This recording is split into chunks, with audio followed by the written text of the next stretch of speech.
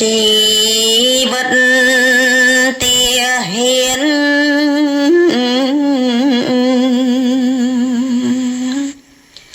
សូលះបងប្រាន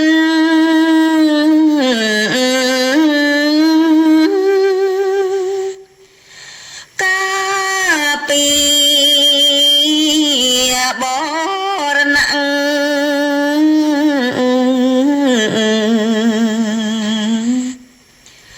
ដែនដីឲ្យបាន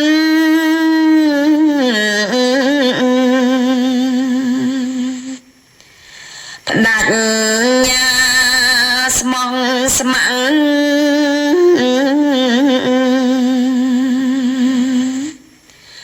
ខេមរាតកាងកាន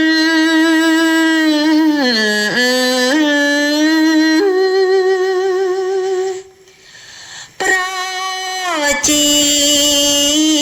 គ្រប់ប្រាន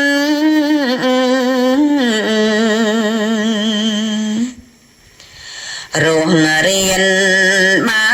នសុខ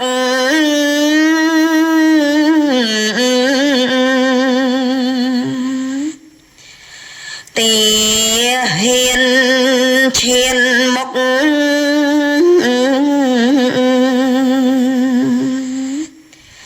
ដោះអស់ទុកភ័យ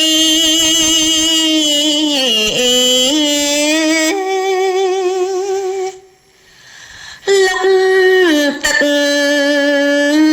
កាត់ព្រៃ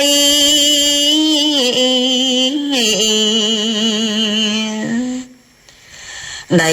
ជាវិញមាន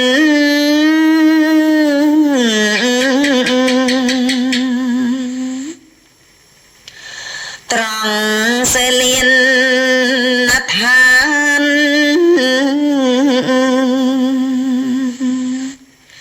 ជាផ្ទះឬស្ពាន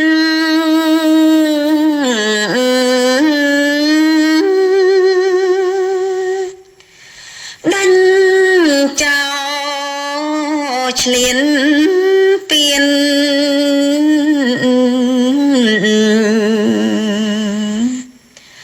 ឲ្យខ្ចាត់បាត់អស់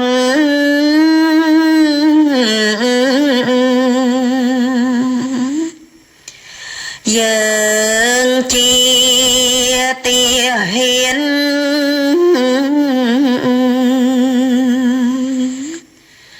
មានគុណ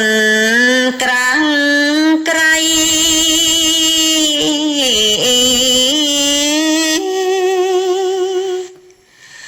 ទាំងគ្រាប់រាល់ថ្ងៃ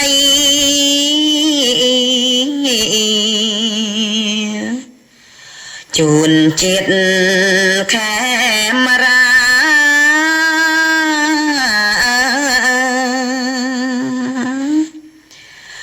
រស់សុខសប្បាយបងប្អូនប្រុសស្រី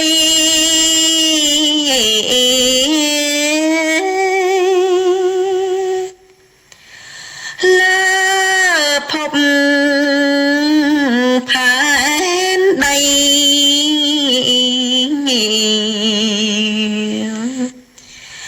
នៃព្រះ